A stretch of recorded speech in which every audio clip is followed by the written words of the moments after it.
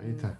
Vamos a empezar hoy, disculpen los inconvenientes, con la puntuación de la clase del 17 de enero de 1968, del seminario El Acto Analítico. En primer lugar, no sé quién empieza de los dos, si Gustavo. Empiezo yo. Graciela, empieza Graciela. Empieza Graciela. Bueno, vamos a darle la palabra a Graciela Berraute. La fundación va a estar a cargo de Graciela Berraute y Gustavo Cereseski, así que vamos a empezar a darle la palabra a Graciela, después seguirá Gustavo y después abrimos el espacio de discusión. Gracias.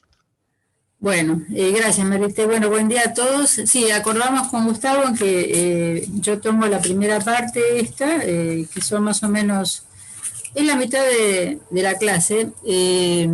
Por supuesto él va a intervenir lo que considere.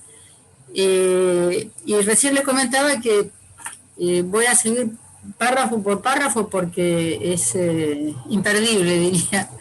Y obviamente supongo que después a lo largo del seminario cada una de estas puntualizaciones que va haciendo Lacan van a tomar otra dimensión, ¿no? Se van a probablemente ampliar o resignificar, pero de por sí creo que cada una es de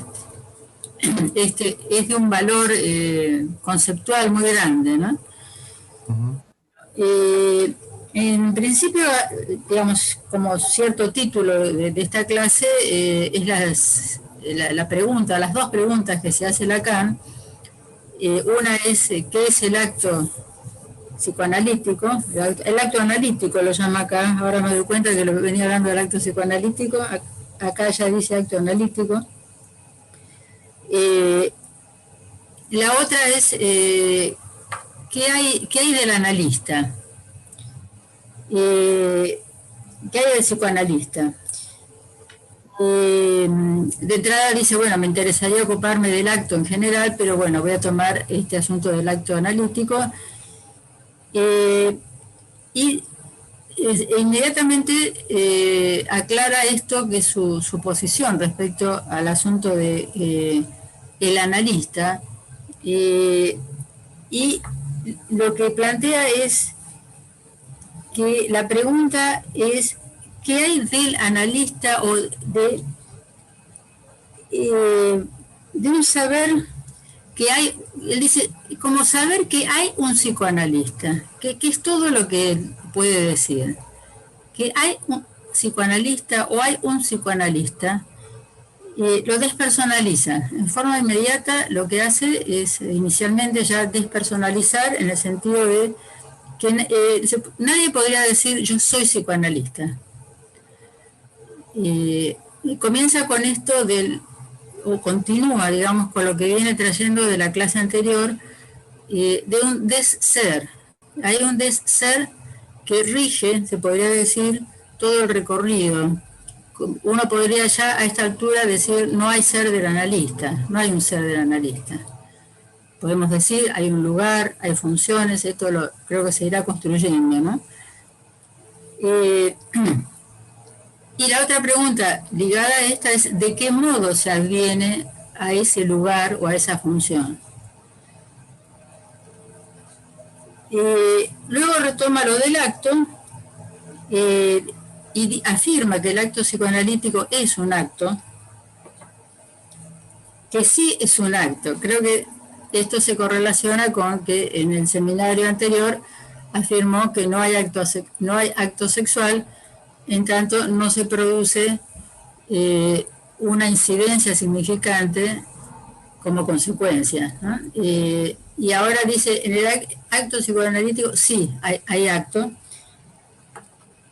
y inmediatamente aclara que se trata de un decir. El acto mismo, dice, es por su propia dimensión un decir.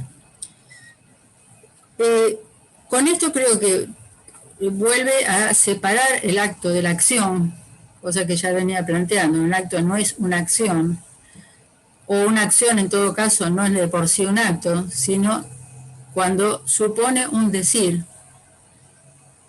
Cuando dice algo, Y ahí introduce que este decir algo tiene como un carácter de testimoniar de algo, lo cual introduce la dimensión del gran otro. O sea que ya de entrada está metiendo el acto en esta dimensión del gran otro y en la dimensión del decir. Bueno, luego, por eso les decía que es como que hay que ir párrafo por párrafo porque son aseveraciones muy, muy fuertes, ¿no? Luego dice que va a ubicar, digamos, lo que va a decir sobre el acto analítico en un discurso sobre el sujeto. Que esto es, bueno, se podría decir una novedad, ubicar el acto ahí. ¿Qué quiere decir un discurso sobre el sujeto, no? Digamos, me parece que lo que supone esto es que se trata de un no ser así. Digamos que hay un sujeto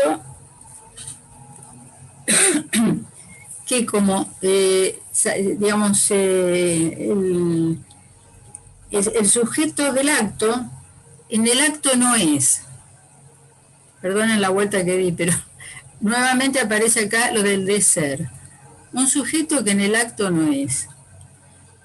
Esto tiene relación con el inconsciente, digamos, con un saber no sabido. Es una elaboración muy particular, es una posición muy particular la que le va dando al sujeto acá, al sujeto del acto,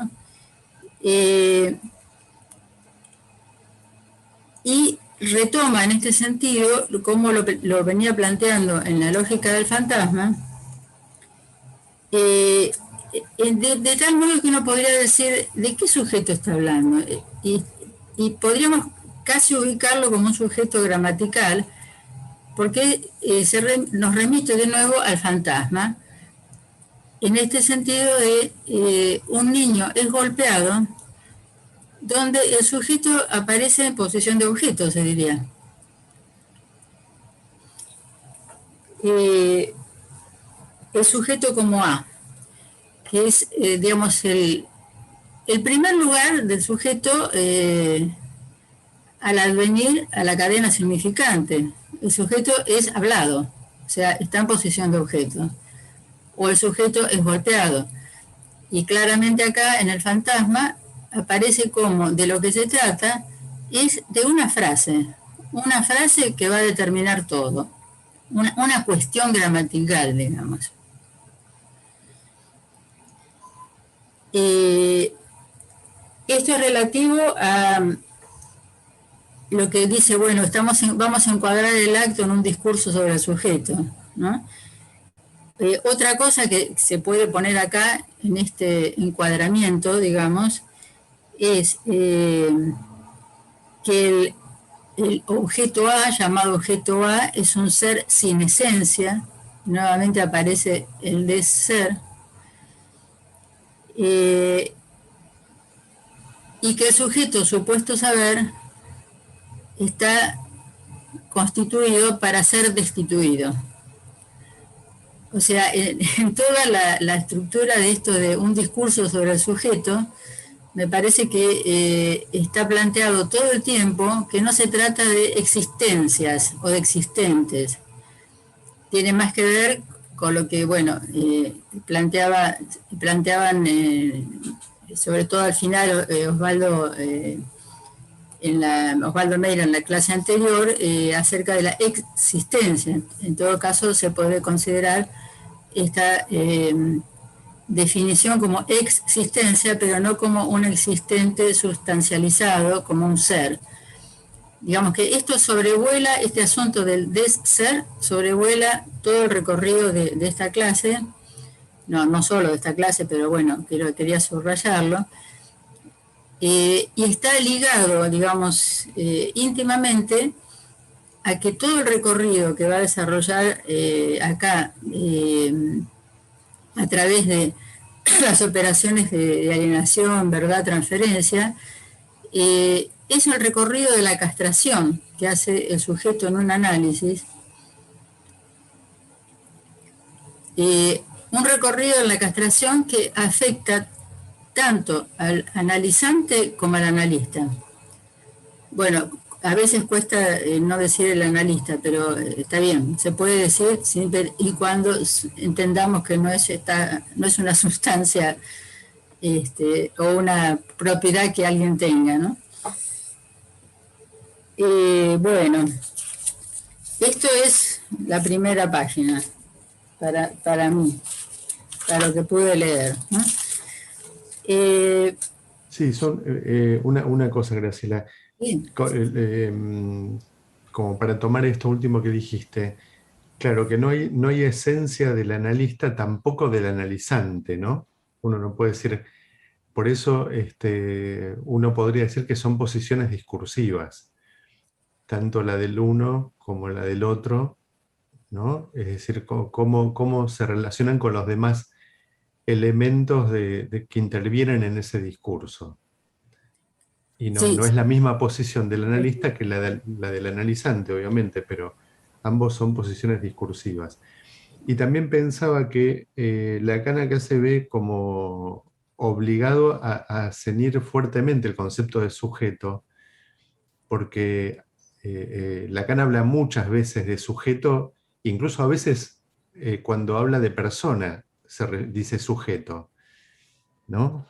Porque este sujeto dice tal cosa, o el sujeto, y acá se ve precisado a ubicarlo en relación a la articulación gramatical, como que ese es el sujeto, efecto del significante, ¿no?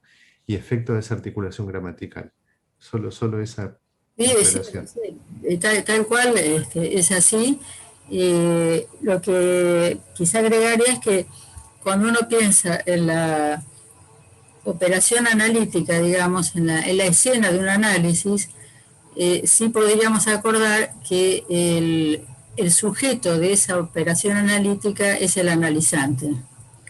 Digo, entendiendo en este marco que le da Gustavo, que no podemos tampoco considerar un sujeto sustancializado, pero esto, bueno, lo ha desarrollado Lacan en varios seminarios, es que hay desde el vamos, una destitución subjetiva en la que debe colocarse quien se propone como analista para no ser él el sujeto de la operación.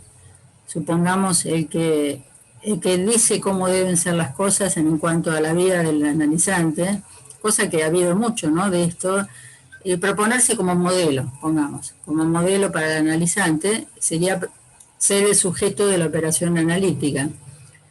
En cambio, lo que, bueno, muchas veces destaca Lacan es, no, hay un solo sujeto en juego ahí, es el analizante.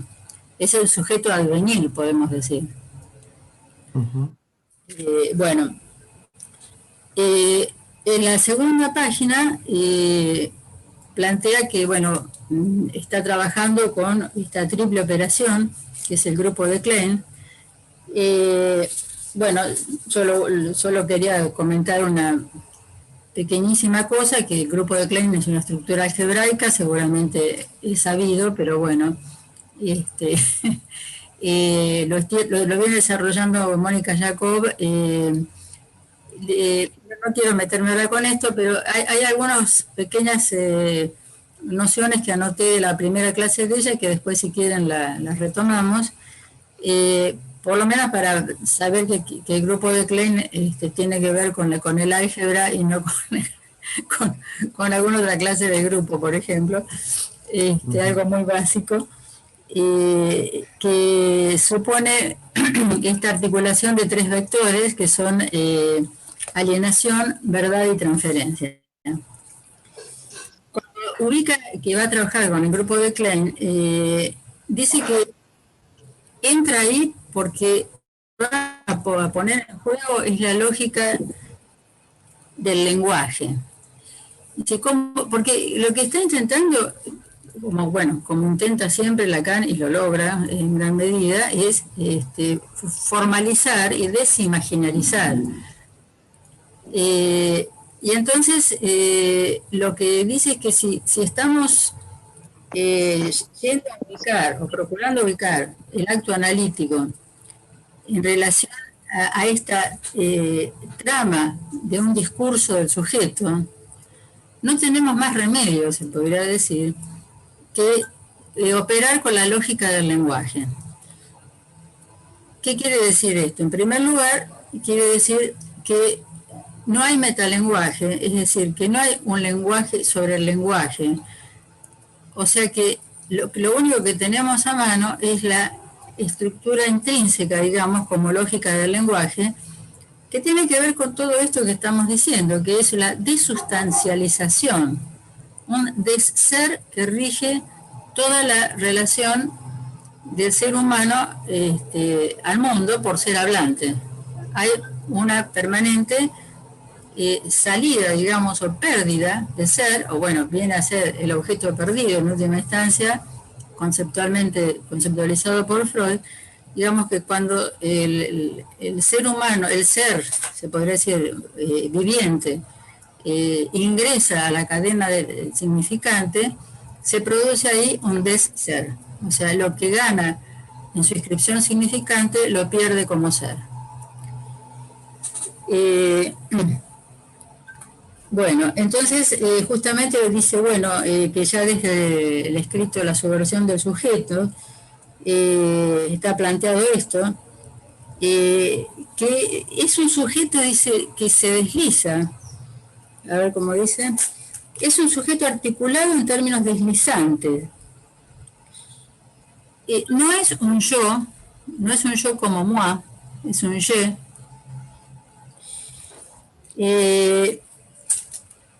Y está en esta, no es una sustancia, y está en esta situación justamente de que tenemos que seguirlo su deslizamiento, y partiendo desde el vamos, entonces, como fundamental, que en esta operación original de la alienación al lenguaje, queda ubicado acá en el grupo de Klein, en lo que él va a plantear como... yo no sé cómo poner los dibujos, pero creo que los tenemos todos en los seminarios. Puedo ponerlo ahí en el chat. Fenómeno. En el vértice superior derecho está ubicado esa alienación primitiva, originaria, como un no pienso o no soy. Esto ya lo traía de la lógica del fantasma, esta localización, digamos, del pienso, luego soy, del cogito cartesiano, que Lacan lo localiza con una operación de negación, o no pienso o no soy. Como esto tiene, para hablar, hay mucho para hablar de esto, me quedo con lo más básico, que es esto de que se corresponde con esta alienación originaria del lenguaje. Es un sujeto, como dice, inocentado, después lo va a decir así. Ingenuo, gracias. Bueno, y a continuación ya se mete directamente con el asunto de la transferencia, para ver cuál es el recorrido que quiere mostrarnos del acto analítico. Y el recorrido como les decía hace un momento, entiendo que es un recorrido de la castración, de la operación castración, que tiene un pivote fundamental en que el punto de partida para que se instaure la transferencia es esa función, digamos, de sujeto supuesto al saber. O sea, quien va a ubicarse como analizante, o comienza a ubicarse como analizante, le supone un saber al sujeto. Perdón, un sujeto al saber. Está bien, pues, la otra vale también.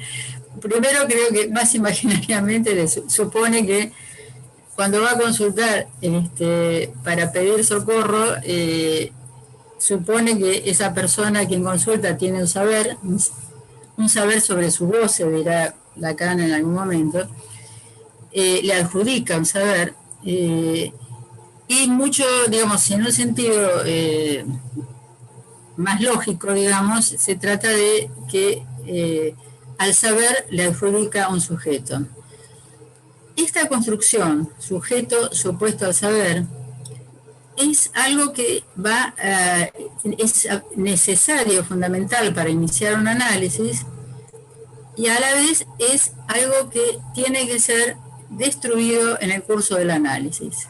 Se tiene que ir produciendo un desgaste de esta función del sujeto supuesto al saber, a tal punto que el final del análisis implica la caída del quien está en ese lugar como analista, su caída como objeto, como A. Ese que se colocó de entrada como sosteniendo este lugar, es un lugar idealizado, por supuesto, termina eyectado como A. No me acuerdo en qué seminario dice que el analista es el chivo expiatorio, queda arrojado como objeto A al final de un análisis. Esto es una ruptura trascendental, digamos, con lo que se sostenía como terminar un análisis identificado al analista. Lacan ha desarrollado toda una profunda crítica a los postfreudianos que a quienes, digamos, sostenían esto, de que el analista estaba de alguna manera como identificado con ese lugar de sujeto supuesto al saber, era el modelo de cómo debe ser. Esto se veía mucho en el kleinismo, estaba como muy reconocible, digamos, en los post-kleinianos, porque se entendía el proceso analítico como una remodelación, se podría decir, de la relación que el sujeto tenía con su objeto. O sea, Melanie Klein había planteado que el sujeto que entraba a un análisis estaba tomado, digamos, por toda una fantasmática de objetos persecutorios, de objetos buenos y malos, y que había que, como si de alguna manera, ir llevándolo al analizante a que rectifique su representación fantasmática. Ella no lo plantea así, ojalá lo hubiera planteado así, pero digamos, era como una rectificación del fantasma, se podría decir. No, no es así, ¿no? De todos modos, digamos, yo siempre diferencio a Melanie Klein y su creatividad de lo que después hicieron los post-kleinianos, digamos, somos nosotros los que hacemos macana en general, los creadores son creadores, bueno, mal o bien. La cuestión es que entonces esta concepción de una función que tiene que terminar en una destitución, en una caída como objeto, es algo que, bueno, Lacan ha introducido, ha formalizado, digamos, muy decididamente. Bueno, este asunto del sujeto supuesto saber, comentábamos con Gustavo, que a mí me parecía que es correlativo de ese saber sin sujeto del inconsciente. Digamos, cuando uno dice, o yo decía hace un rato que el único sujeto de la operación analítica es el analizante, es un sujeto pero de un saber que no sabe. Hay un saber sin sujeto que es el saber inconsciente.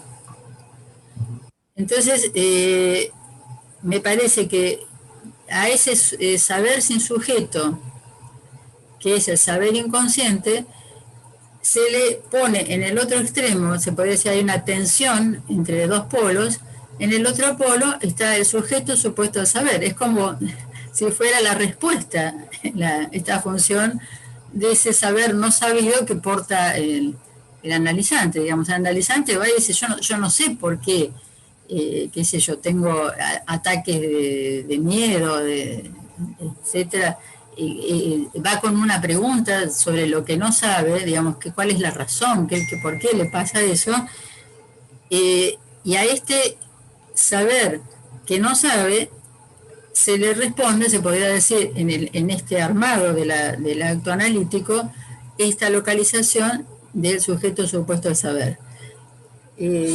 Bueno, en este mismo sentido, podríamos decir, de la lógica del acto analítico, me parece que se ubica también cómo entiende Lacan la transferencia. Bueno, hay miles de cosas que dice o que ha dicho Freud, pero digo, en este punto de que la transferencia justamente es algo que se juega con el sujeto supuesto al saber.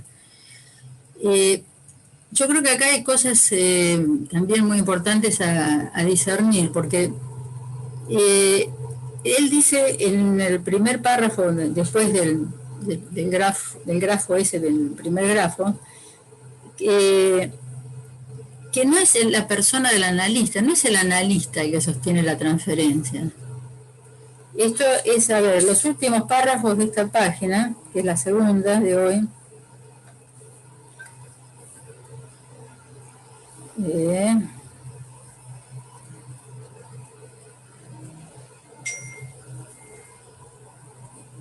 Bueno, ahora no lo veo acá.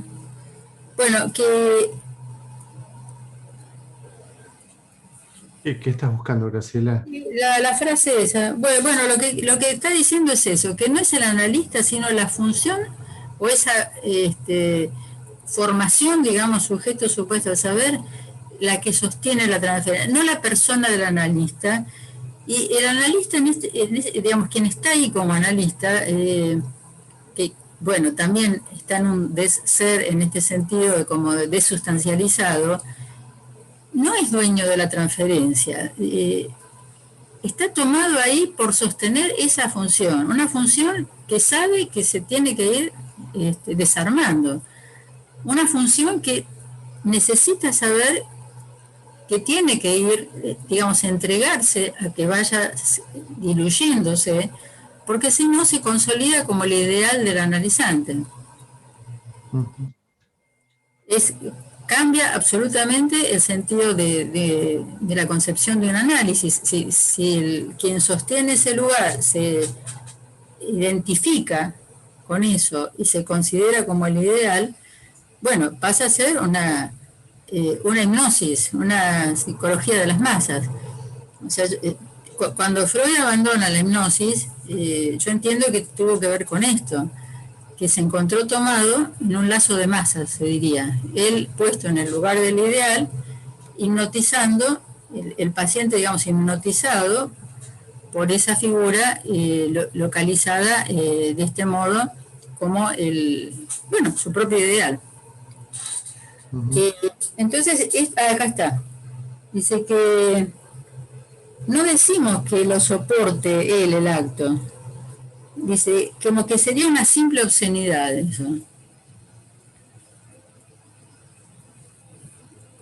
Sino que, bueno, se trata de esa función que sostiene, sabiendo que es falso. Esto es importantísimo también, que es falsa esa composición de sujeto supuesto al saber, que tiene que ir desarmándola, pero no es sin eso, porque si no, no se arma la transferencia.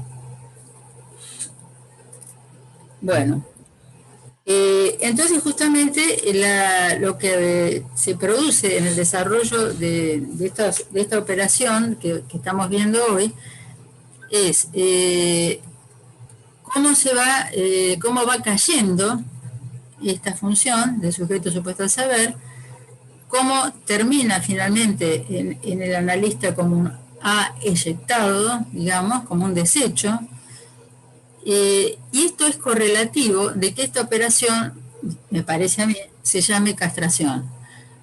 Porque la castración concierne al analizante y concierne al analista, en este sentido, ¿no? Me parece que es lo que un poco lo que va a tomar a continuación. O sea, ahora pasé a la tercera página. Sí, Graciela, acá encontré también otra frase que también la estaban citando ahí en el chat, que dice: el acto psicoanalítico lo planteamos como consistiendo en soportar la transferencia. no decimos que la soporte el que hace el acto, el psicoanalista, implícitamente, ¿no? Que es otra Claro, manera de decir claro. esto que acabas de decir. Ujú. Es que muchas veces se dice, o hemos dicho, no sé, manejar la transferencia, por ejemplo. Está Ujú. bien, puede ser que lo digamos así, pero no es tan así. En realidad en gran medida, se es objeto de esa transferencia, digamos, Exacto. uno queda Mm. entregado ahí y posicionado como objeto de la transferencia. Es así. No sé si quién está, Patricia, si yo puedo compartir pantalla, si pongo porque Vale. traté de compartir el gráfico en el chat, pero no pueden abrirlo. Lo puedo Sí, apoyar así, a ver. sí, ahí está. Ahí se alcanza a ver, Perfecto, ahí, ¿no? Sí, sí. Bueno, ahí me parece que es importante esto. ¿Se acuerdan que en el seminario de la lógica del fantasma, el vector de la transferencia iba del ángulo superior izquierdo al ángulo inferior derecho, ¿no? sí. Iba del no soy, del no pienso al no soy, ¿sí? Acá lo importante es que cambia la dirección de la transferencia porque justamente se dirige al analista, ahí abajo, o sea, en el ángulo inferior izquierdo está ubicando el objeto que el analista va a semblantear. Entonces ahí está la transferencia dirigida a ese lugar del analista, que bueno, ahí vendría a ser esto de que el acto analítico es el soporte de la transferencia. Solamente eso quería mostrarlo acá en este gráfico. Ah, ¿Sí? buenísimo, buenísimo, Gustavo. Bueno, sí, efectivamente la correlación es entre digamos, esta transferencia que se ha instalado en el sujeto supuesto al saber y ese saber sin sujeto, el saber inconsciente. Es como que el analista queda ahí como soporte de esto que va entre estos dos lugares, pero no es el que maneja la transferencia, eso me importaba.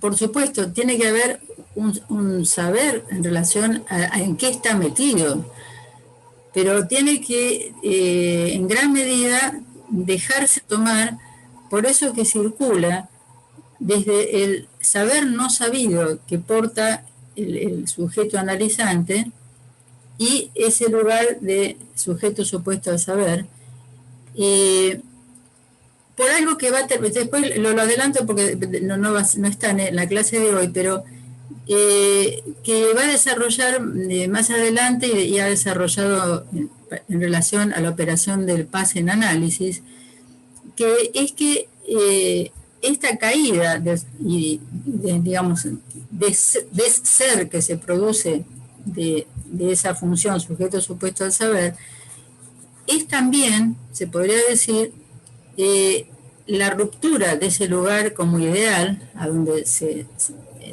empuja, digamos, al analista, donde el analizante lo empuja, la caída de ese lugar, eh, y entonces digamos, el amor de transferencia, con el enamoramiento que obnubila la escena, eh, se va desarmando, porque mientras se sostiene la función del ideal, no cae la transferencia amorosa, y entonces todo queda en una especie de idilio, donde el analista no puede localizarse, no puede, digamos, descifrar qué objeto pulsional está haciendo para el analizante. Esto me parece como lo más interesante del asunto. Cuando yo Ujú. decía esto de dejarse tomar, es inevitablemente quedar tomado, porque es inevitable quedar tomado como objeto pulsional del analizante, eh, y sí, si hay algún saber en juego en este sentido, eh, es poder captar de qué la juega, digamos, ¿no? Por ejemplo, si está dispuesto a dejarse eyectar como un desecho. Digamos, muchas veces es muy difícil sostener un análisis hasta el final, de un lado y del otro, para el analizante también, pero pongamos del lado del analista, de encontrarse en esta caída, ¿no? Hay digamos, muchos trabajos que terminan antes del final de un análisis, tanto porque el analista no lo soporta o porque el analizante no lo soporta, porque se encuentra también en esta localización, digamos, respecto de la castración, que es este recorrido. Si el analizante arrancó desde un ser por el objeto perdido, digamos, para terminar marcado por la falta, la castración, digamos, que es todo este recorrido de operación, donde queda marcado por la falta que es inherente, digamos, que es la falta estructural. No hay relación sexual, podemos decir, pero bueno, acá está ubicado claramente como que el sujeto solo se realiza, digamos, toda esta operación es una realización de la falta, de esa falta originaria del sujeto ingenuo, digamos, de la primera alienación, donde a partir de una pérdida de ser, por inscribirse en la cadena significante, de ahí hasta que al final se encuentra también con la falta, pero habiéndola experimentado, se podría decir, en el recorrido de un análisis. Bueno, pero antes de que se me escape, había algo importante antes. ¿Qué es esto de saber sin sujeto? Que es el saber inconsciente, ¿no? ¿Por qué sin sujeto? A mí se me aclaró algo que nunca había entendido bien. Es que por obra de la represión, o sea, digamos, el inconsciente es el producto de la represión.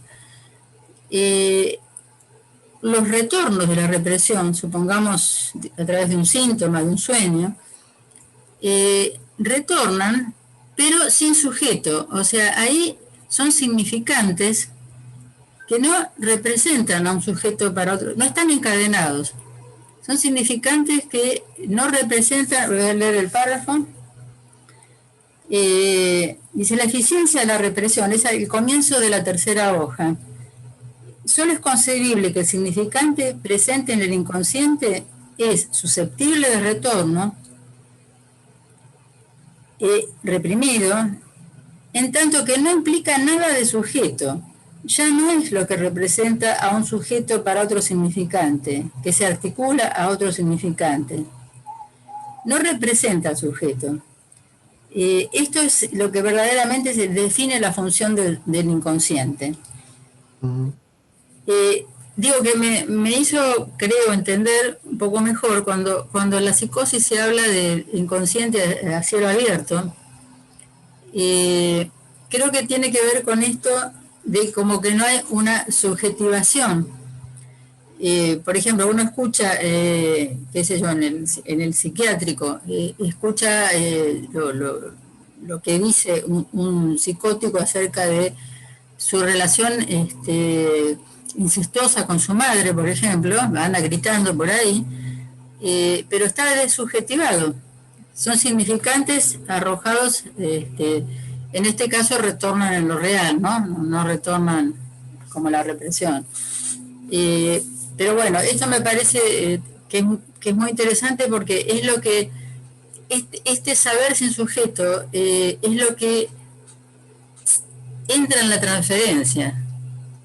Perdón, Graciela, están preguntando en la página, si es la página 37 y cómo empieza el párrafo, pregunta Gabriela Moreno. Desgraciadamente en mi seminario se llama página 10. ¿Lo podrías releer el párrafo, Graciela, por favor? Dice, el primer párrafo de esta tercera hoja, lo llamo tercera hoja, porque no sé cómo. Por supuesto, saber sin sujeto, el que retorna de la represión, venía hablando de esto. Por supuesto, acá también hay algo de lo que no se nos puede ocurrir seguir considerando que el sujeto está implicado. No podemos seguir considerando que el sujeto está implicado en ese saber, dejando escapar simplemente todo lo que hay de la eficiencia de la represión. Solo es concebible que el significante presente en el inconsciente es susceptible de retorno y precisamente reprimido, en tanto que no implica nada de sujeto, coma. que ya no es lo que representa a un sujeto para otro significante, que se articula a otro significante sin que por lo tanto represente al sujeto.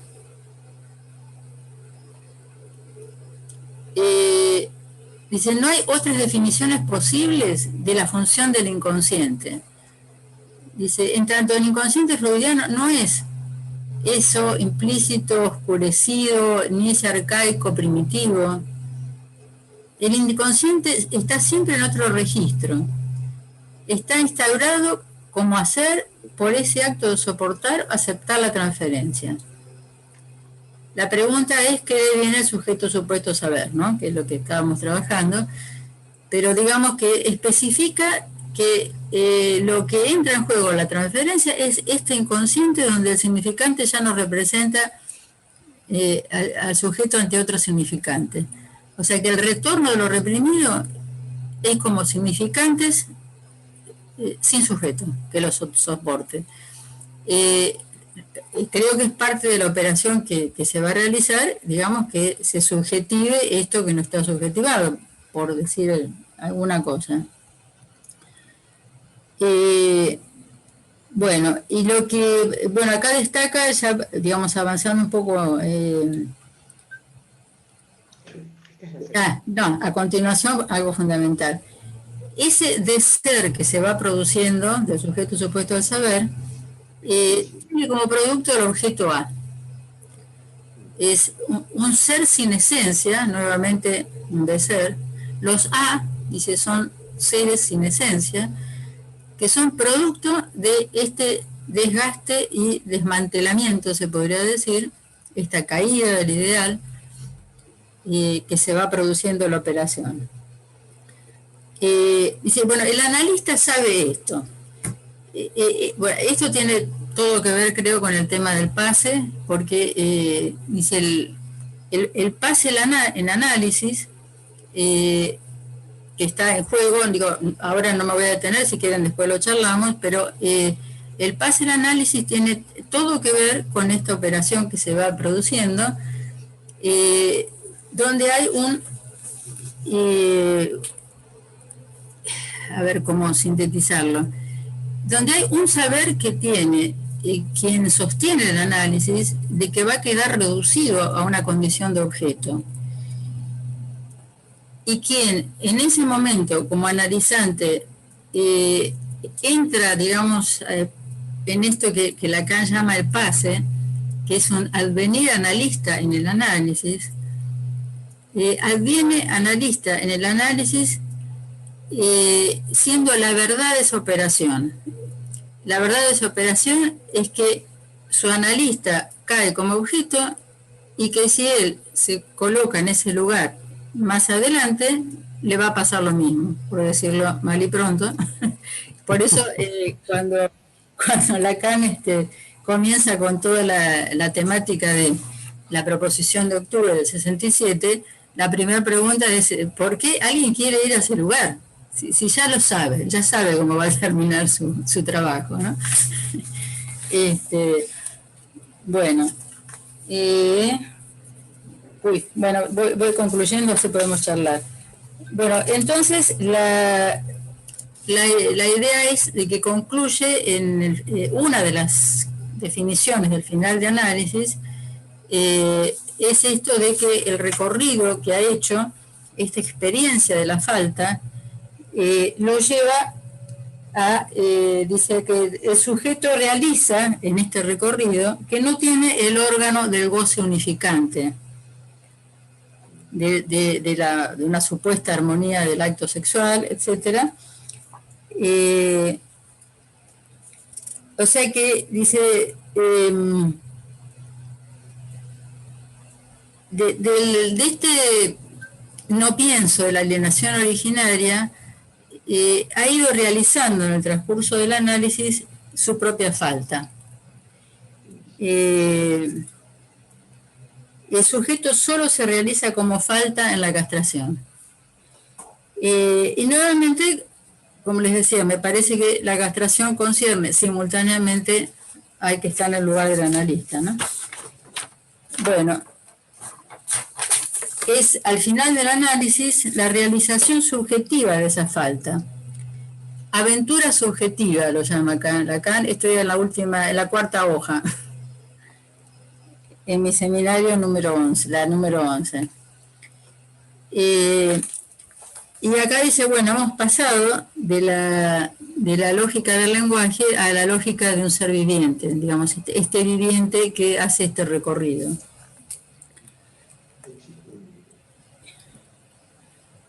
Perdón, Graciela, yo quería comentar que en la versión que vos tenés hay una versión que está como más comprimida y esto está en lo que sería la tercera página. Digo, para que te puedan seguir con la lectura. Está bien, está bien, está bien. Bueno, bueno, entonces, ya acá estoy llegando al final. Digamos que el recorrido... lo que quería destacar es que se destaca también en este trabajo que la falta estaba desde el comienzo por este ser de la alienación originaria, pero en el recorrido de un análisis se produce esta realización de la falta. Creo que esta es muy interesante, me parece, también en este sentido, cómo Lacan ubica que no son... a ver, tiene que ver con esto que cuando él dice, bueno, ¿dónde estaba el saber antes de que se supiera? ¿No? Tiene algo de esto. Se podría decir, ¿había un saber de la falta o no había? ¿Había un saber inconsciente o no había? ¿No? Hay algo que se va efectivizando en la operatoria de un análisis en términos, me parece, de que lo que estaría ahí en una... A mí me gusta mucho la expresión la latencia de lo significable, es algo que usa Lacan en el seminario de la identificación, ¿no? Es algo que está, pero no ha sido leído o no ha sido escrito. En otras situaciones habla de respecto a la castración, por ejemplo, dice creo que El hombre de los lobos, dice, no es que no estaba tocado por la castración, algo así, afectado por la castración, pero la castración era letra muerta en el inconsciente. Bueno, al final, ya es el último gráfico que hay, pero yo esto ya se lo dejo para Gustavo. Y solo quería, lo último que digo es que este asunto de la separación, de que se va distanciando, que el analizante tiene que ir corriéndose de ese lugar de objeto de amor en relación a su ideal, tiene que ir desprendiéndose de ahí. Esta separación que se va produciendo tiene que ver con que hacia el final del análisis, y esto es inherente al pase en análisis, se trata de encontrarse no ya como el objeto de amor de su ideal, sino como el objeto de goce que es en el fantasma para el deseo del otro. Es una tremenda caída, como se podrá ver, de descubrirse, encontrarse qué lugar de objeto de goce viene teniendo en el fantasma, ¿no? Pongamos de víctima, ¿no? Siempre ha estado como víctima, posicionado, un goce fijado, cristalizado en ese sentido, y el atravesamiento del fantasma, o cualquier otro, ¿no? que va ocurriendo en la operatoria, sería lo que va produciendo un vaciamiento de ese lugar, y allí va a postular Lacan que adviene el deseo del analista, ¿no? al lugar vacío de ese goce. Y con lo cual, bueno, me parece que se entiende un poco más por qué ubica el advenir analista en el análisis, no en ninguna clase de didáctico, ¿no? O de jerarquía, sino que es un deseo inédito que adviene a un vaciamiento al lugar de un vaciamiento de goce, y ahí vuelvo a Melanie Klein, porque Lacan la llamaba la tripera, porque en este sentido Melanie Klein sí había captado que el deseo del analista tenía que ver con las tripas. No tenemos acá ninguna función idealizada ni superlativa, sino que somos el objeto a caer, y el origen de este deseo viene de ese goce incestuoso, seguramente en el que hemos vivido siempre tomados, ¿no? Así que bueno, voy a parar acá si podemos charlar. Bueno, le vamos a pedir a todos, en este momento de intercambio, que todos vayan a la parte final digamos, de la listita de participantes. Por lo menos en algunos dispositivos es así. Aparece la opción de levantar la mano, en otros hay 3 puntitos y aparece la opción. Así vamos confeccionando un listado para que cada uno pueda conversar respecto de las resonancias de lo que Graciela nos trajo. Gracias, Graciela.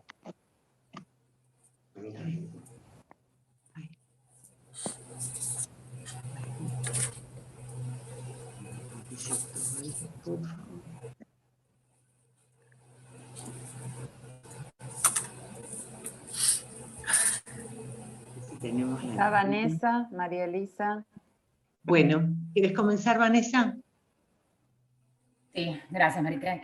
Bueno, gracias Graciela por la puntuación de esta clase, muy buena, muy linda clase. Gracias. Yo me quedé con varias cositas, me pareció muy interesante. Primero, que el acto no es sin el otro, ¿no? Como no es sin el otro, ubicando ahora esta cuestión del deseo o de la falta en el otro, ¿no? No es sin el otro. ¿Qué implicancias tendrá decir al comienzo de esta clase, en donde va a ubicar que el otro finalmente cae, digamos, que no es sin el otro el acto?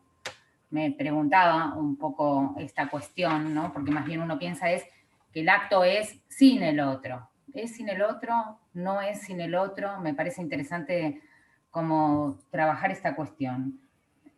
La otra cuestión que me pareció muy interesante es esta frase tan enigmática, me pareció que leíste, en relación a que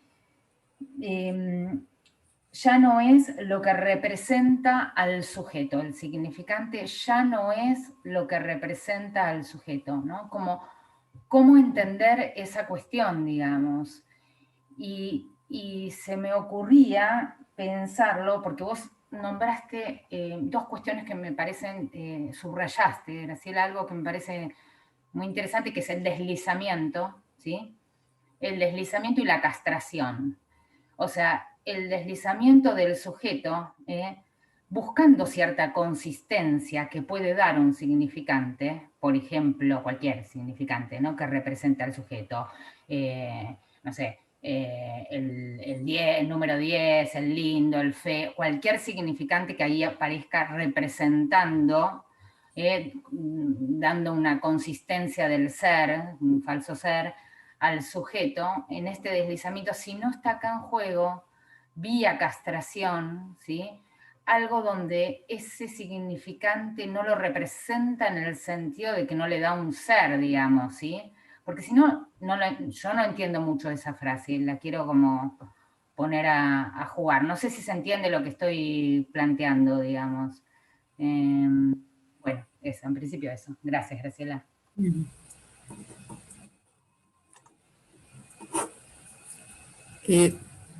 Bueno, le respondo a Vanessa.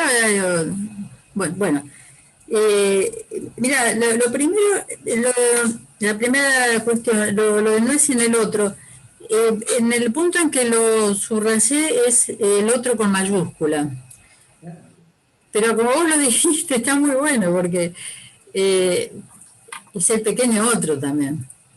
O sea, respecto al otro con mayúscula, creo que el sentido que le da Lacan ahí es que es en la dimensión del gran otro que ocurre el acto, porque es un decir. El gran otro de la palabra, digamos. Pero si pensamos en el pequeño otro, también me parece que no es sin el pequeño otro. No habría, si alguien no ocupa este lugar que ocupa el analista, es impensable este recorrido, ¿no? Ya es lo que representa, ya no es lo que representa al sujeto, se refiere dice que la represión, estaba acordando del proyecto, cuando Lacan lo que dice, es, Freud lo que dice, no, en la carta 52, que lo que queda bajo efectos de la represión, él en aquel momento estaba pensando en la represión como defensa, se podría decir, como anulación de algo, ¿no? Entonces dice, lo que queda bajo efectos de la represión ya no está en la cadena asociativa, queda fijado y eso produce síntomas. No dice la palabra significantes, pero sería los significantes que quedan bajo efecto de la represión salen de la movilidad de la cadena asociativa.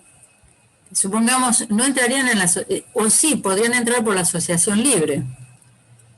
Pero la asociación libre está encadenada a esto, a que entren esos significantes que están cristalizados, que son los S1, digamos, que terminan produciendo un efecto de destino maléfico, digamos, mientras que si vuelven a ponerse en marcha en un análisis, supongamos los significantes relativos a lo traumático, que quedaron fijados, si empiezan a moverse, entran de nuevo en cadena asociativa, hay una elaboración de lo traumático, se podría decir.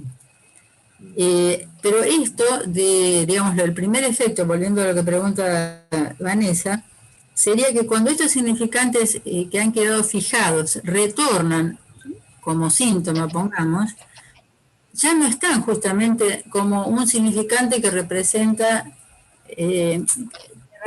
al sujeto ante otro significante. No está la movilidad de la cadena significante. Ese es el problema, esa es la patología. Claro. O sea, lo que hace el análisis es volver a mover esto, ¿no? Sacudir esta fijación y que puedan, incluso hacia el final de un análisis, aparecer significantes nuevos, lo que después dice invenciones, que son significantes que no son S1, que no han sido los que han determinado como un destino el malestar y la sintomatología del sujeto, ¿no?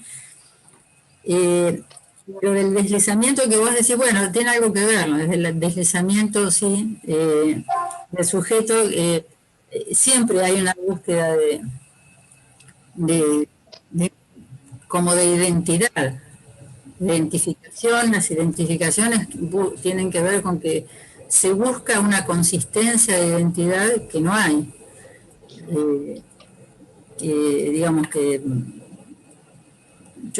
sí, digamos, la representación en este sentido da una noción, como una vivencia de ser, pero es muy deslizante, de todos modos. Es en esta articulación de uno para otro, no es un punto fijado, soy eso, ¿no? Bueno. Salvo cuando en el cuadrante queda soy el objeto. Claro. Gracias, Graciela. Bueno, tenemos un listado de, tenemos a María Elisa, Mariela, Cristina, Celia, Gabriela Moroso y Claudia. ¿Les parece que hacemos un bloque de 3 intervenciones? Vos contestás, digo, para que todos puedan intervenir. ¿Les parece bien? Bueno, María Elisa. Hola, ¿qué tal? ¿Me escuchan bien? ¿Sí? Sí, perfecto. Bueno, gracias Graciela, muy nutritiva la clase, me pareció muy buena. A mí me quedó esto de todo lo que estabas hablando, por ahí lo mío es muy simple, pero me me retrotrajo a los análisis que hice y que tengo con pacientes, y esta función de caída que hablabas, este deslizamiento, lo pensaba como, o sea, en este momento lo estoy pensando como algo bueno, benéfico, para que el analizante pueda hacer y empezar por ahí con otro análisis que sea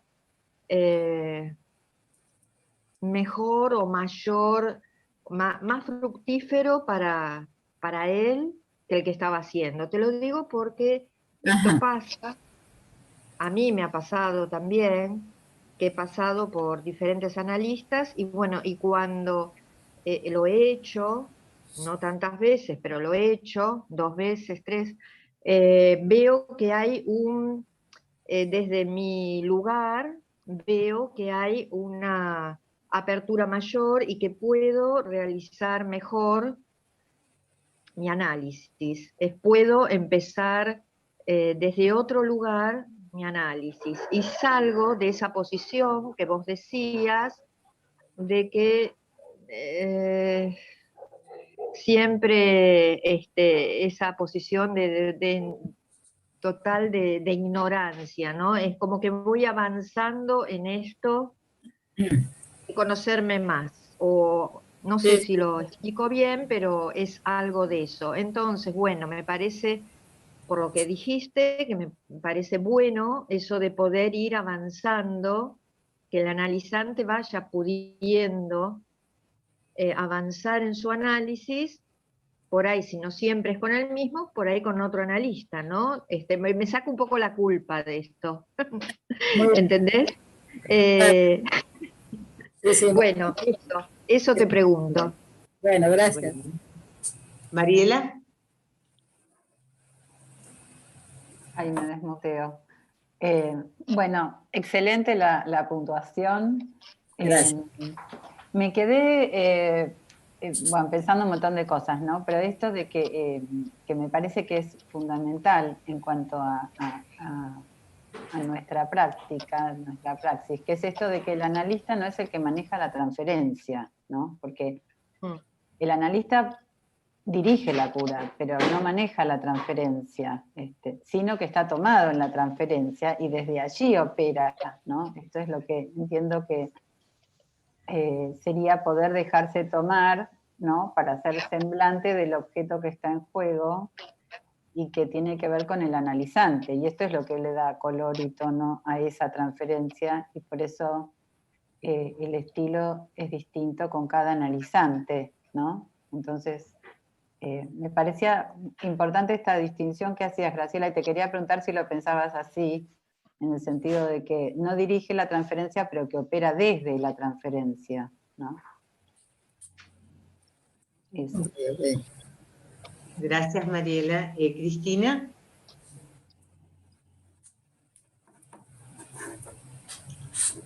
Bueno, muchas gracias, Graciela. Me parece que es una de las clases para seguir trabajando así como lo estás haciendo vos, párrafo por párrafo. Y quería decir 2 cuestiones muy cortitas. Una es que me parece que no nos tenemos que olvidar en el contexto que está trabajando Lacan en este momento, la cuestión del acto analítico. No olvidemos que pocos meses antes él había sacado justamente la proposición del 6 de octubre. Entonces me parece que él se está preguntando también ahí si eso que él propone es un acto analítico. Y en ese sentido me parece que el acto no es sin los otros, también son esos otros pares a quienes él está hablando. Esta es una de las cuestiones. Lo otro, con respecto a la primera frase que dice hay psicoanalista, me parece interesante que ahí no dice hay un psicoanalista, sino justamente no está, como se dice, no es una esencia, sino que en francés está muy bien dicho porque dice il y a du psicoanalista, no de un psicoanalista, sino que hay psicoanalista. O sea que no hay, no es un, digamos, sí, eso, que no hay uno como un sujeto, sino que va a pasar a ser una función. Y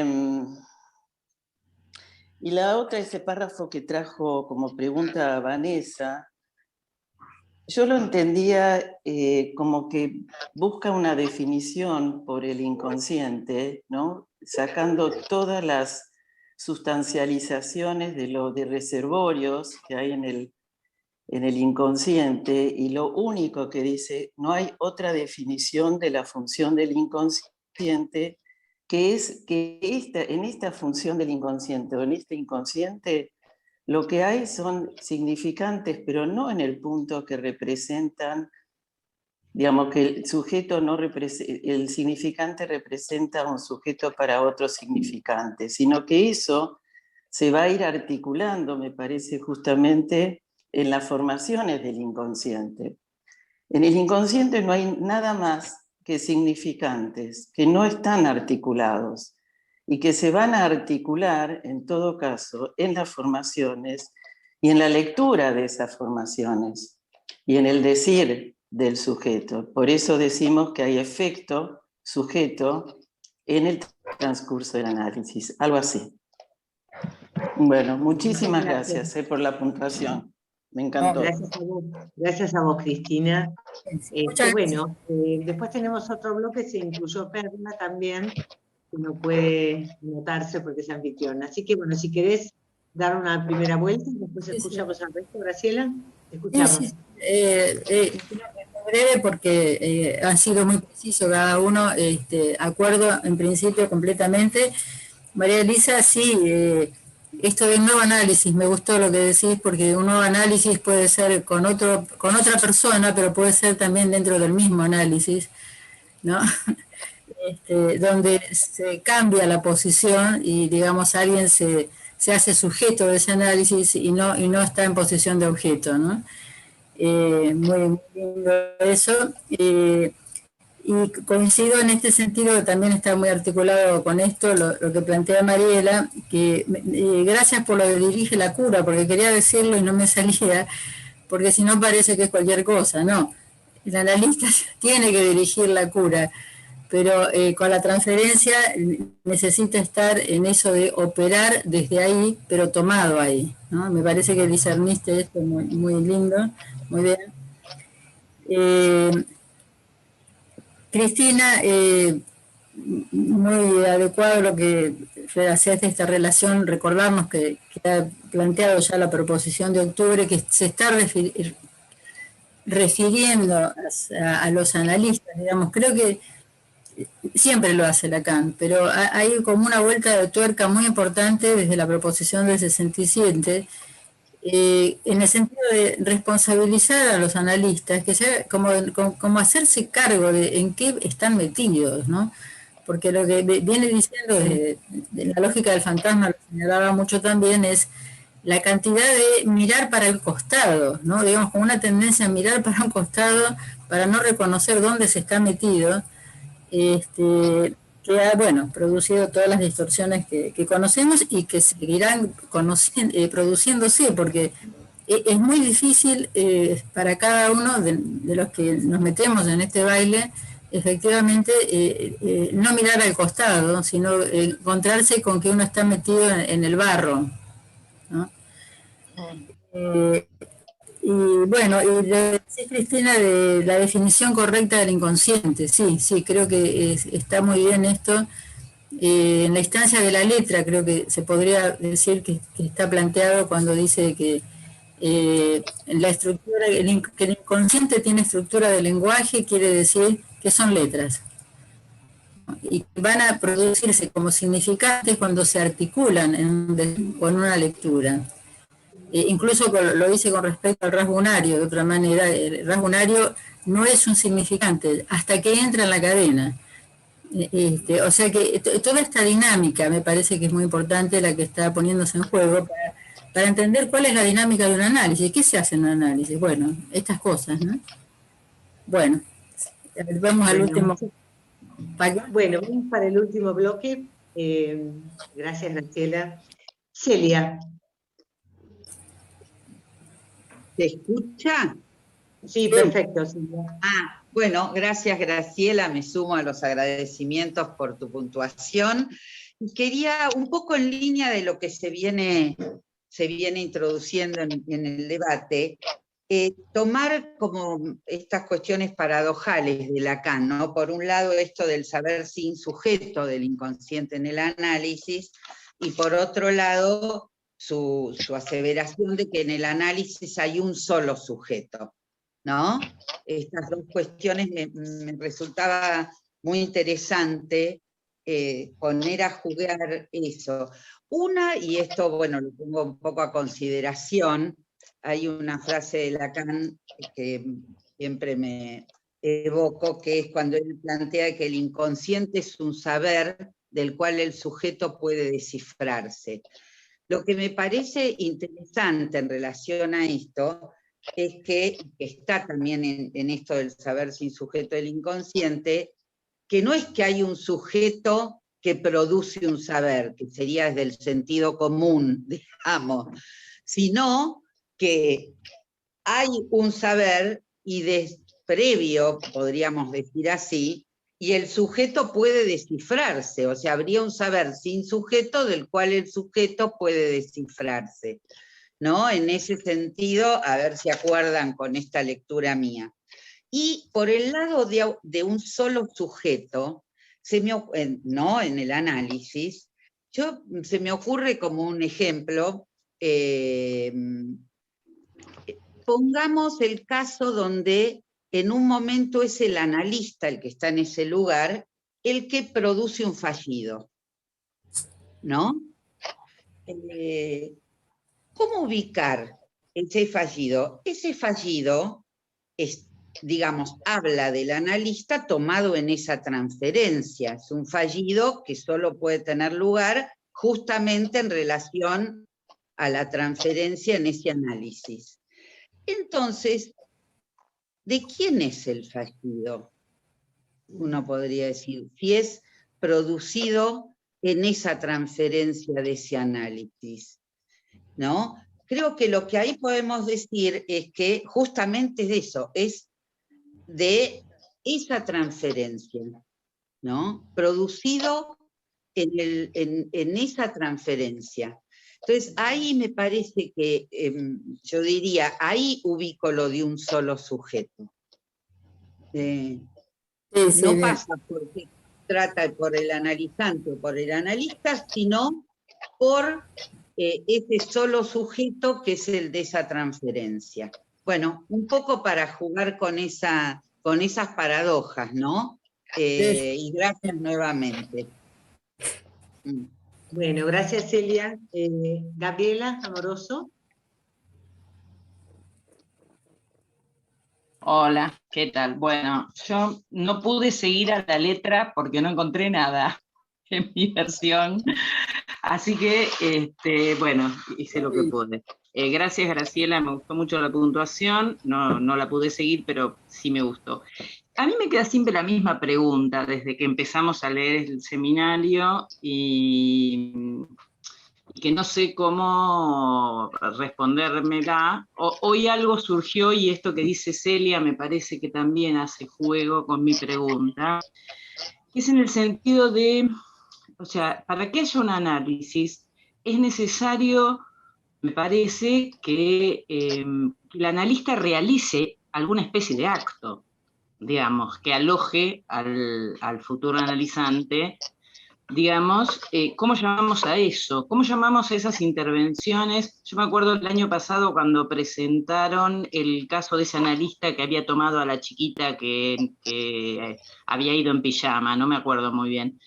Pero, ¿no? Y aparecía esta discusión con Gustavo, ¿cómo llamamos, si el acto es del sujeto, ¿no? ¿Cómo llamamos a los actos o operaciones o intervenciones que hacemos los analistas? O también son actos dentro de este campo del otro, de esta dimensión del otro, ¿no? En el que está el analizante y el analista en posición o intentando hacer semblante de objeto A, ¿no? Me parece que esto que decía Celia también recién, ¿qué pasa con los lapsus que un analista puede hacer en ese momento, en esa transferencia con ese paciente? O sea, que el acto analítico, como él lo plantea, o sea, me resulta equívoco que solo sea de parte del sujeto guiones paciente, ¿no? No sé, no me queda, no lo puedo pensar solo desde ahí. O sea, entiendo cuando un paciente, luego de un análisis, hace un acto en su vida, digamos, que lo transforma en otro, o que le hace un pasaje a otro lado, digamos. Pero no sé cómo nombrar entonces lo que hacemos nosotros o lo que pasa dentro de la transferencia. Esa sería la pregunta. Bueno, muy buena pregunta, Gabriela. Claudia Rosenthal. Hola, ¿qué tal? Gracias, Graciela. Me quedé, bueno, algo que tiene relación con lo que vienen planteando Celia, esto que preguntabas, había saber inconsciente, digamos, si la pregunta es si de algún modo la enfermedad del paciente no tiene que ver con ese saber inconsciente no sabido. Entonces, el trabajo sería vaciar ese saber inconsciente, o de algún modo como... Sí, hay algo de ese vaciado de ese saber. Bueno, gracias. Bueno, Perla, por favor, ¿querés comentar? Perdón, Marité, ¿ahí cerramos con Perla o hay alguien más? Me parece que no veo a nadie más. A ver, un segundito. Por la hora, me parece que cerremos ahí. Sí. No, bueno, yo por ahí, Graciela, también lo dejo para seguir la próxima, pero me pareció muy interesante, me pareció cuando vos hablabas de en la psicosis, la no eficiencia de la represión, y lo que se nombra como inconsciente a cielo abierto, y cuál es la posición en transferencia del analista, ¿no? Porque si hablamos de castración, ahí, ¿qué lugar ubica el analista para acotar goce? Porque no operó la castración. Y qué intervención, ¿no?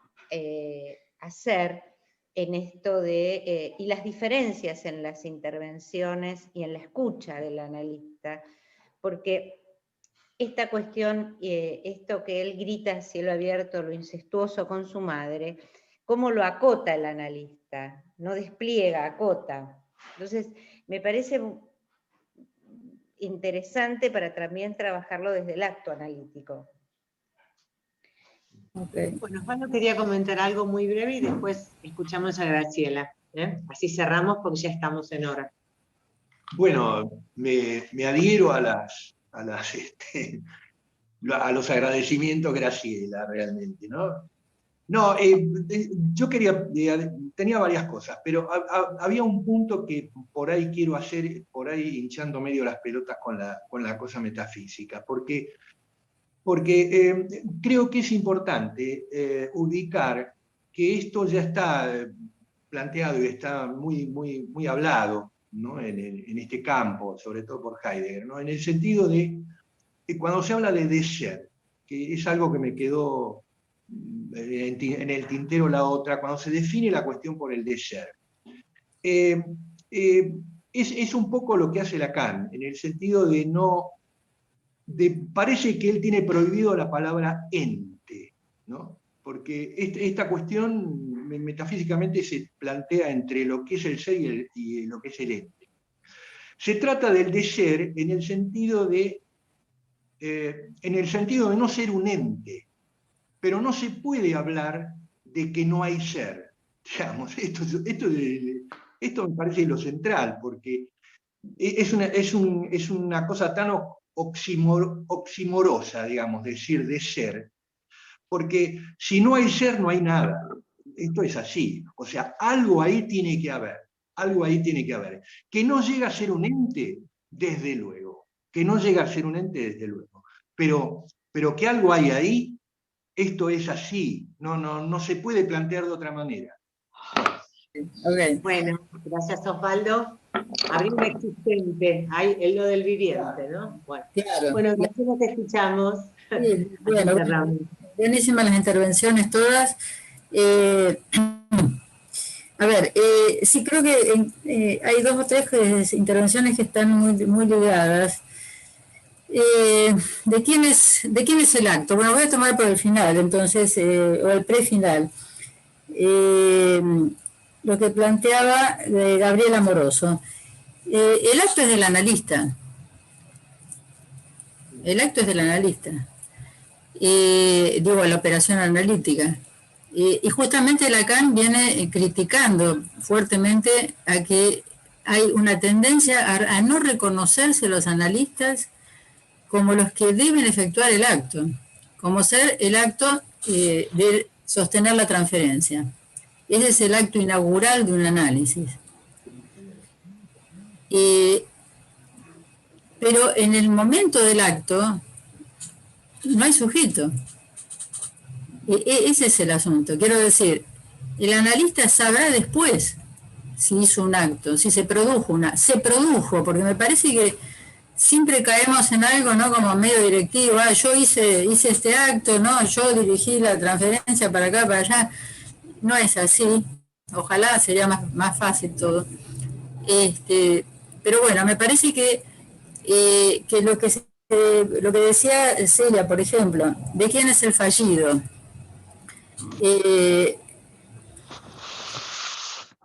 Se sabrá después, digamos, de quién es, quizá haya que, digamos, a lo mejor, no sé si es muy simplificador esto, pero dejando despejado primero que el acto del analista y es el responsable del acto, como ser el acto del comienzo y el acto del final.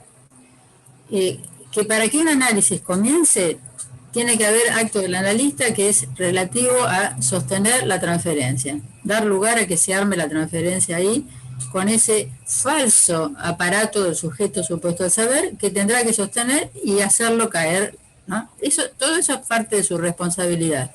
El final también, digamos, no importa quién diga terminamos y me voy o me quedo, sino que es responsabilidad del analista que se produzcan determinadas operaciones, digamos, que lleven a, pongamos, el atravesamiento del fantasma, la caída de su lugar como terminando como objeto caído, digamos, todo esto le concierne.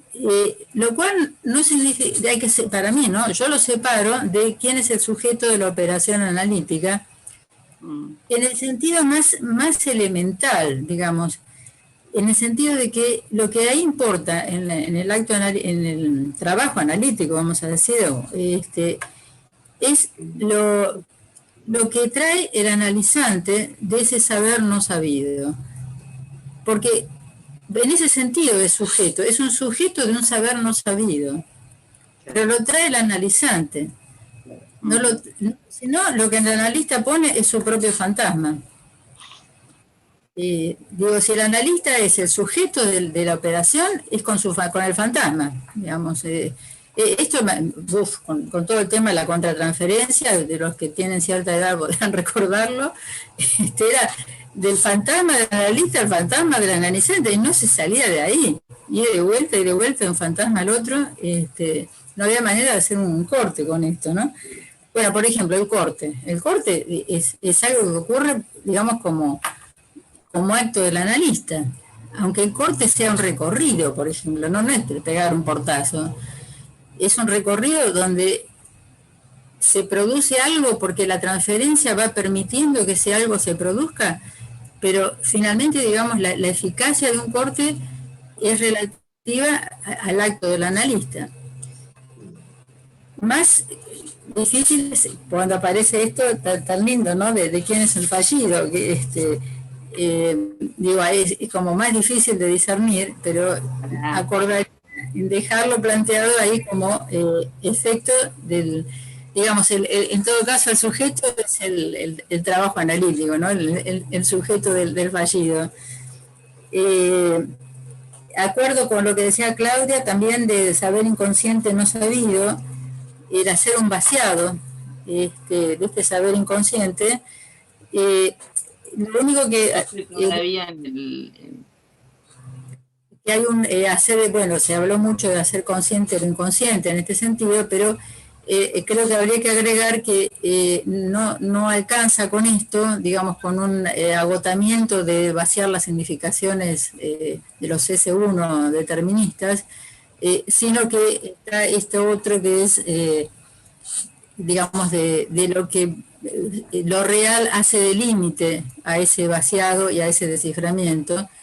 Y entonces, bueno, tenemos que incluir que hay una inconmensurabilidad que es propia del acto analítico, porque es propia de la falla de la relación sexual, que es un real, digamos, con el que no se puede más que bordear, no se puede eliminar, digamos, uno querría, haciendo el vaciado, pasar todo a lo simbólico, pero ahí nos vamos al diablo, digamos, en una producción significante infinita, ¿no?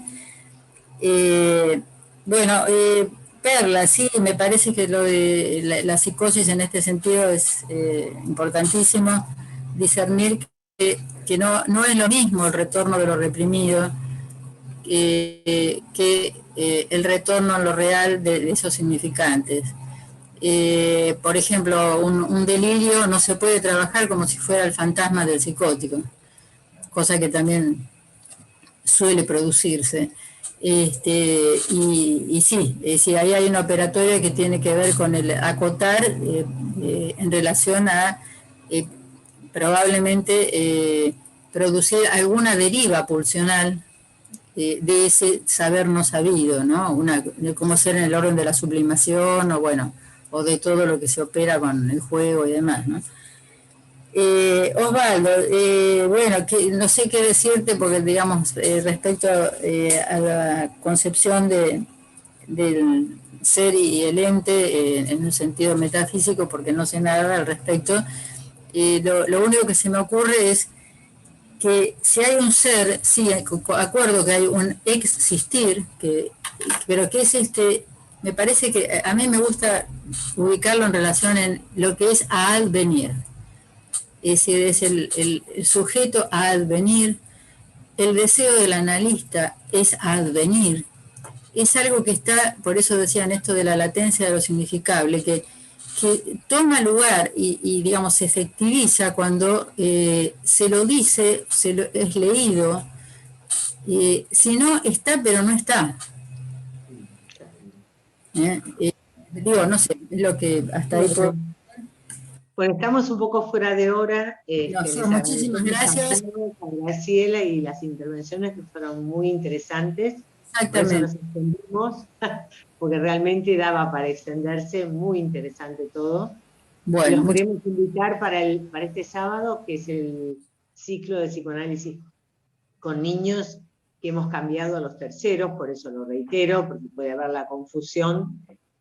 Hasta el año pasado trabajábamos los primeros sábados, este año trabajamos los terceros, y por supuesto los esperamos el próximo lunes con las presentaciones clínicas. Así que bueno, muchas gracias a todos y damos por concluida la actividad de hoy. Gracias. Ahora, gracias a ustedes. Gracias. Nos vemos. Muy Hasta luego. Hasta luego. Chao, hasta luego.